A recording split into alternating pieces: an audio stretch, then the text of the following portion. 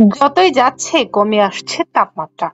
সন্ধ্যার পর থেকেই সকাল পর্যন্ত কখনো ঠান্ডা কখনো ঘন কুয়াশায় থাকছে রাস্তাঘাট। এদিকে চুয়াডাঙ্গার তাপমাত্রা ক্রমশই নিচে নামতে থাকছে এবং চুয়াডাঙ্গার আশেপাশের জেলাগুলোতেই একই অবস্থা বিরাজ করছে বলে জানিয়েছেন সংস্থাটি।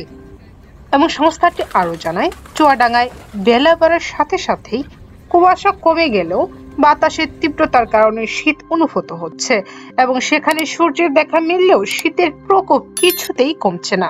এদিকে দিনাজপুর, মেহেরপুর, কুড়িগ্রাম, হবিগঞ্জ, নারায়ণগঞ্জ, চুয়াডাঙ্গায় জেঁকে বসেছে তীব্র শীতের আবহ। তবে দিনাজপুরে 12 থেকে 14 তাপমাত্রায় ওঠানামা করছে এবং তীব্র শীতের আবহর কারণে দিনমজুর শ্রমিকেরা ভীষণ বিপাকে পড়েছেন এবং হাসপাতালগুলোতে শীতজনিত রোগের সংখ্যা ক্রমশই বাড়ছে।